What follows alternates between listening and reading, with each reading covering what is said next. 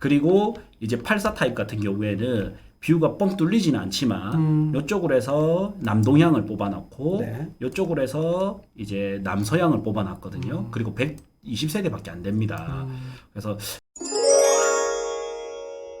자 가서 보면 좀 좁아 보입니다. 특히 높이가 높다 보니까 더 좁아 보여요. 맞습니다. 네.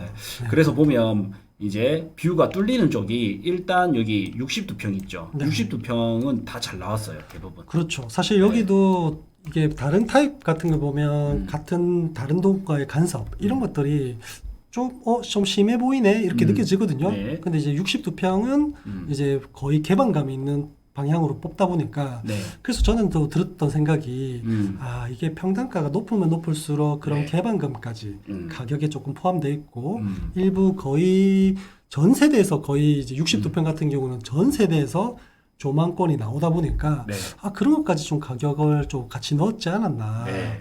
이런 생각도 좀 들긴 하네요. 맞습니다. 네. 그러면서 62평을 제일 비싸게 해놨어요. 그렇죠. 네, 이게 머리를 굉장히 잘 네. 썼어요. 네. 네. 그리고 이제 84 타입 같은 경우에는 뷰가 뻥 뚫리지는 않지만 이쪽으로 해서 남동향을 뽑아놨고 네. 이쪽으로 해서 이제 남서향을 뽑아놨거든요. 그리고 120세대밖에 안 됩니다. 그래서 약간 가격적 매력은 84 타입이 좀 있는 것 같고요. 지금 당장 볼 때는 어떻게 보면 13억, 14억 대면 안 맞죠.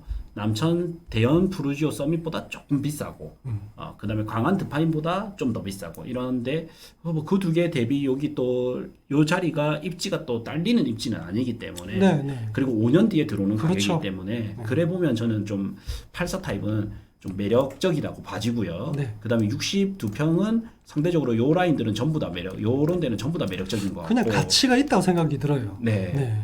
그리고 요쪽은 일부 이제 요쪽이 좀 가리겠죠. 아까 9층이 8층 들어오니까 이런 거 좀 참고 감안하셔야 될 것 같고 요 라인의 뷰는 일부 간섭이 좀 있을 것 같습니다. 그리고 이제 주력인 또 51평짜리는 완전히 구조 좋고 이 좋은 거는 조금은 아니더라고요. 그래서 이런 거 좀 감안해 보셔야 되고 그다음에 좀 틈새 시장으로 42평 있죠. 네. 이 중에서도 여기 요 그렇죠. 두 개가 네. 뷰를 뽑을 수 있기 때문에 네. 이 42평은 또 평당가가 34평 다음으로 싸잖아요. 맞아요. 그 다음 가격이기 때문에 이 42평이 또 매력적이더라고요. 결론은 항상 이 분양권을 보면 비싸더라도 제일 좋은 걸 가거나 아니면 제일 가성비 좋은 걸 가거나 항상 그랬잖아요. 맞아요. 우리 커피숍도 보면 제일 뭐 비싼 브랜드 스타벅스 아니면은 아예 가성비 이래 맞아요. 가잖아요. 네. 그래서 제가 봤을 때는 이제 62평 뷰 나오는 것들 이런 것들이 좀 매력이 있어 보이고 물론 비쌉니다. 네. 예. 근데 시간이 지나면 5년이라는 세월이 남았기 때문에 결국에는 이런 라인들은 가치적으로 결국에는 좀 분양이 다 될 것 같고요. 나중에는. 그리고 84 타임은 가성비로 가야 될 것 같고 그다음에 틈새 시장으로 여기 42평 두 개 이런 것도 좀 되게 좋아 보였습니다. 51평에서도 보면 이제 위쪽하고 아래쪽이 있잖아요. 네. 이게 제가 타입을 호라인을 모르겠네. 3호하고 6호, 3호하고 6호가 요 노란색, 그쵸? 노란색 51평, 3호, 6호, 3호, 6호잖아요. 예. 오히려 3호가 더 개방감이 있고요. 6호는 간섭이 좀 많고. 그래서 각 타입마다 62평은 사실은 요런 거 빼고는 요 수영강 붙어 있으면 그냥 다 좋은 것 같고요. 조금 낫더라도. 네. 그 다음에 뭐 51평은 요런 위쪽 3호 라인이 좀 더 좋은 것 같고요. 네. 그죠? 42평 아까 말씀해 주셨듯이 요게 몇 동이죠? 101동하고 106동. 1동 6동. 1동 6동의 요 라인들 뭐 이렇게 좋아 보이네요. 그죠? 예. 그래서 이게 탁 당첨되면 어떤 게 좋은지를 먼저 좀 어느 정도를 아시고 나셔야지 내가 이거를 가져갈까 말까 했을 때 확실한 좀 빠른 선택을 할 수 있는 게 그런 거예요. 그죠? 예. 네. 그리고 사실 또 하나 또 시장을 봤을 때 네. 사실 위치적으로 입지적으로는 남천 서밋이 리엘 센텀보다는 좀 더 좋거든요. 네네. 근데 남천 서밋이 늦게 분양한단 말이죠. 그래서 남천 서밋을 또 노리는 사람들이 맞아요. 여기에 통장을 또 안 쓰는 그럴 수도 사람들도 있어요. 있을 겁니다. 네. 그리고 꼭 본인이 당첨될 거라 같은 느낌이 들어서 그럴 수도 있는데 어쨌든 그래도 이번에 하이엔드지만은 지난 우리 그 블랑 서밋 했을 때랑은 좀 다른 느낌으로 네, 당연히 청약 결과가 있을 것 같고요. 거기서 이제 사람들이 어차피 뭐 대형 평수는 이제 예치금이 워낙 많기도 하지만은 네. 혹시 몰라서 여기가 예치금을 미리 넣고 또 고가 그러니까 대형 평수 일단 넣어보자 하시는 분들도 있을 거거든요. 예. 이래나 저래나 청약 경쟁률로는 굉장히 높을 건데 계약률이 어느 정도 할지는 저도 사실은 그렇게 큰 계약률이 나오기는 힘들지 않겠나 네. 이렇게 싶어요. 만약에 계약률이 좀 많이 안 나온다. 네. 그러면 남천 서밋도 지금 분양가 눈치를 엄청 보고 있을 건데. 그럼요. 그러면 분양가를 이제 좀 더 낮출 수밖에 없을 거예요. 그렇죠. 그래 되면 또 남천 서밋의 매력도 이제 투자자 입장에서는 좀 높아질 수도 있을 것 같고요. 그리고 일부 여기에 뭐 청약하신 분들 아니면 뭐 대기하시는 분들 이런 분들도 이 청약 결과도 중요하고 계약률도 중요하지만은 결국은 여기에 수요도 제가 어떤 거냐면 남천 서밋의 결과도 보고 르에를 추가 뭐 내가 전매를 한다든지 뭐 피가 있든 없든 그렇게 좀 접근을 하려고 좀 기다리시는 분들이 많을 거다. 네. 그래서 당장은 얘가 미분양이 나든 뭐 어떻든 간에 단기간에 해소하기는 좀 힘들고 남천 서밋의 결과나 진행상을 보고 비교돼서 아마 진행이 될 것 같다는 생각이 들어요. 네. 네. 자. 그래도 확실히 이제 진짜 진빼이 하이엔드 아파트가 네. 드디어 들어오기 때문에 그것도 입지 좋은 곳에 하이엔드 진빼이 하이엔드 아파트가 들어오기 때문에 네. 정말 기대는 많이 됩니다. 그죠? 맞죠. 네. 그리고 아까 재송동 이편한 세상을 기준으로 롯데 르엘 센텀을 비교를 하니 8에서 10%가 비쌌잖아요. 네. 그러면 이제 르엘 리버파크 센텀이 청약이 결과가 좋거나 아니면 그게 좋아지는 시점 있죠. 네. 그때부터는 또 센텀 이편한 세상이 어느 정도 그 영향을 받을 수가 있거든요. 맞습니다. 네. 그러면 아까 8%에서 10% 정도 비싸다 했잖아요. 네, 네, 네. 그러면 얘가 8%에서 10%가 보정을 받아요. 그렇습니다. 예, 대연 DIL이 비싸게 분양했는데 얘가 결국에는 완판이 돼버렸단 말이에요. 그러면서 대연 롯데캐슬 레전드가 가격이 올랐잖아요. 그러면 얘도 청약 결과가 좋으면 얘가 빨리 움직일 거고 결과가 나쁜데 결국에 조금씩 소화되면서 완판에 가까이 되는 그 시점 있죠. 그때 얘는 8에서 10% 정도 딱 오를 수가 있거든요.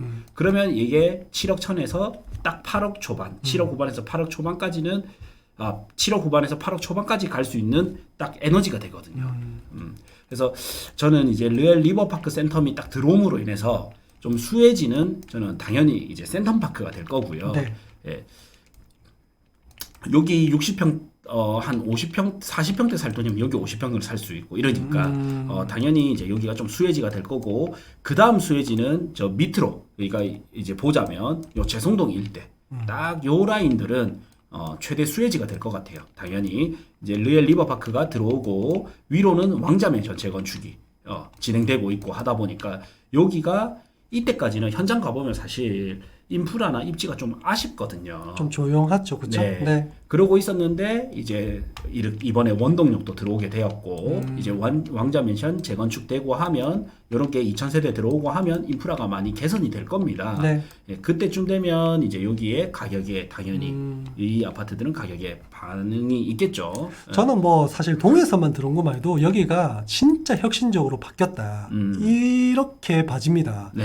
동해선이 없고 뭐 하이엔드가 들어오고 뭐 하이레비가 들어오더라도 이 교통이 안 들어왔다면 그냥 반쪽짜리밖에 안 될 거라고 생각이 드는데 일단은 동해선이 딱 들어오니까 이미 교통 그러니까 이제 왕이 될 왕이 될 만한 단지들은 그런 대단지들은 교통이 빠지면 안 되고요. 학교 교육이 빠지면 안 되잖아요. 네. 근데 그런 것들이 이제 저는 이제 동해선이 들어오면서 여기 입지가 완전히 재평가되었고 거기다가 이런 하이엔드 아파트, 신축 아파트 이런 것들이 들어오다 보니까 확실히 관심도가 높다.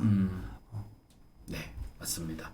그래서 저도 이제 요 아파트들은 한 10% 정도의 수익성은 네네. 좀 더 여지가 있지 않을까. 그렇죠. 이런 생각이 들었습니다. 아니 의외로 사람들이 협성 르네상스하고요, 이 편한 세상하고 리슈빌 그리고 피오레까지 가격대가 착착착착 있잖아요. 네. 7억대, 8억대, 뭐 6억대, 5억대, 4억대 네. 막 이렇게 있으니까 굉장히 많이 물어봅니다. 맞죠. 네. 네, 그리고 한 가지 확실하게 말씀드리면 저 하급지 있죠. 하급지의 신축이라고 뭐 요새는 건축비가 있기 때문에 기본 6억이거든요. 그럼요. 예, 거기 6억 사는 것보다 여기 6억이 훨씬 나은 선택이 될 거예요. 한 3년 5년을 보면 신축발이 있을 수 있지만 결국에는 입지빨이 승리하게 되거든요. 자, 그래서 저는 이제 수혜지로는 여기 하고 그리고 이게 됨으로 인해서 부산에 전반적으로 이제 남산 서밋이 어떻게 분양을 할 것이며 그다음에 향후에는 이제 이때까지 부산은 좀 실수요에 의해서 꾸물꾸물 움직이다 보니까 한 10억 이상군 아파트가 거의 많이 안 움직였거든요. 네. 예, 그러면서 이제 10억에 가까운 남천 더샵 센텀파크가 조금 움직였고, 그다음 12억 이상 하는 것들이 많이 안 움직이다가 이제 슬슬 이걸로 인해서 원동력이 되지 않을까. 그래 보면 이제 마린시티 자이라든지, 그다음에 용호동 W, 그다음에 그 마린시티의 제니스 아이파크, LCT 이런 데에서도 서로 비교를 많이 해볼 것 같아요. 네. 그래서 금방 말씀드렸던 이런 것이 조금 또 2차 수혜지가 되지 않을까 이런 생각이 듭니다. 뭐 원래 이제 10억대 아파트 이렇게 딱 좀 고가의 아파트 비교할 때 항상 센텀파크 들어갔잖아요. 예. 그래서 이제 10억 그 이상 하이엔드급 뭐 예를 들면 W, LCT, 아이파크, 제니스 뭐 이런 거들 아파트 있잖아요. 거기서 또 같이 들어가는 게 나중에는 르엘이 될 것 같거든요. 네. 그래서 저런 아파트들은 이제 계속 뭔가가 언급이 될 때마다 항상 들어가는 곳은 센터파크와 르엘 리버파크 센터입니다. 그럼 이제 이렇게 입방아에 오르다 보면 사람들이 어느 순간은 또 인정이 됩니다. 그죠? 네. 네. 어려운 질문인데 우리 용 소장님 그 여기 르엘 리버파크 센터 네. 지금 뭐 제2의 LCT다 뭐 이런 명칭도 있는데 야, 제2의 LCT는 조금 오버 아닌가 싶어요. 네, 딱 솔직 발언 나왔습니다. 네. 좋은 아파트인데 네. 제2 LCT까지는 네. 살짝 못 미친다. 좀 많이 못 미치지 않나 라는 생각이 들고. 저도 뭐 제2 LCT까지는 조금은 네. 좀 아쉽다. 왜냐하면 해변가 뷰는 아니기 때문에 그렇죠. 맞죠. 비치프론트 이 자체가 굉장히 큰 의미를 갖거든요. 그래서 질문이 뭡니까? 그래서 제2의 LCT 가능한가? 가능한가? 좀 어렵지 않겠나 싶어요. 그 정도 왕조까지는 안 되겠네요. 이게 여기는 이제 뷰 자체가 서로 다른 느낌의 뷰이기 때문에 그냥 보정해서 평가한다면 뭔가 좀 가능해 보여도 그러니까 제2의 LCT가 노려고 있는 그런 단지들이 얘 말고도 이제 다른 단지들도 꽤나 있기 때문에 네. 그런 단지로 예를 들면 뭐 흔히 말하는 제니스와 아이파크와 W와 그다음에 남천 서밋 같은 이런 아파트들이 있는데 그거랑 비교했을 때 르엘 리버파크가 확실히 그 라인으로 해서 뭐 순서를 떠나서 낄 수 있느냐 없느냐고 했을 때 저는 좀 개인적으로 평가했을 때 약간 조금 애매한 부분도 없지 않아 있다고 생각했었거든요. 네. 그래서 이 아파트가 좋은 건 알겠지만은 장점이 있는 건 알겠지만은 그래도 일선의 해안가 아파트랑은 좀 구별되어야 되지 않겠나라는 게 이제 제 생각이었어요. 네. 자, 요렇게까지 이제 리엘 리버파크 네. 센텀에 소식도 정해드렸고 이제 좀 가성비 좋을 만한 단지, 가치로 좀 좋을 만한 단지, 그다음에 수혜지까지 이렇게 네. 알려드렸습니다. 자, 이쯤에서 좋아요 한 번씩 눌러주십시오. 네. 토지 소모임 해가지고 두 분밖에 안 모셔요. 그래서 이제 7월 15일 화요일, 7월 17일 목요일 나는 다주택자 속 시끄럽고 속 시끄럽다. 이러면 이제 토지 투자 눈을 돌려보시고 두 사람만 받기 때문에 요거 빨리 한번 참여해 보시면 되겠습니다. 그리고 우리 구해조 아파트 저하고 용 소장님 구해조 아파트가 있습니다. 요게 이제 220만 원이 아니라 55만 원으로 해서 제가 생각하기로는 좀 퀄리티 때문에 한 달에 한 5분 정도만 이게 너무 넘어가면 퀄리티가 떨어질 수밖에 없거든요. 그래서 5분 정도만 이제 진행을 하려고 맞추고 있고요. 또 이게 마감이 되면 이제 마감을 하거나 가격을 올리거나 이래야 될 것 같아요. 예. 그래서 어떻게 진행이 되냐면 이제 일단 1차적으로 우리 용 소장님이 상담을 하고요. 그 다음 이제 제가 단지 상담을 어떤 아파트를 투자하면 좋을지 상담을 하고 다음 우리 또 용 소장님과 함께 현장 답사도 가고 그 다음 계약하는데 문제가 없는지 계속 체크도 해드리고 이렇게 해가지고 얼마냐면 55만 원입니다. 그래서 좋은 아파트를 사고 좋은 타이밍에 사고 그 다음에 부동산 자산에 대한 투자 상담도 받을 수 있고 코칭도 받을 수 있는데 55만 원이면 저는 정말 혜자다. 정말 좋은 가격이다. 이런 생각이 들거든요. 그래서 이거 필요하신 분들은 요거 신청하셔서 한번 참여해 보시면 좋을 것 같습니다. 네. 여기 지윤님도 요거 참여하셔가지고 최상의 선택을 해보시는 게 제일 중요할 것 같아요. 이제 소장님 같은 경우에는 아무래도 여기 이 동네 소장님은 요 동네가 좋다. 저 동네 소장님은 저 동네가 좋다라고 말씀드릴 수밖에 없거든요. 근데 저희 같은 경우에는 한 지역에 머무는 게 아니라 부산을 전반적으로 보고 넘어서는 대구, 서울까지도 이래 같이 보기 때문에 어디에 투자를 하고 어디에 내 집 마련을 하는 게 이분에게는 가장 적합한지 이걸 맞춰서 해드릴 수 있는 장점이 있습니다.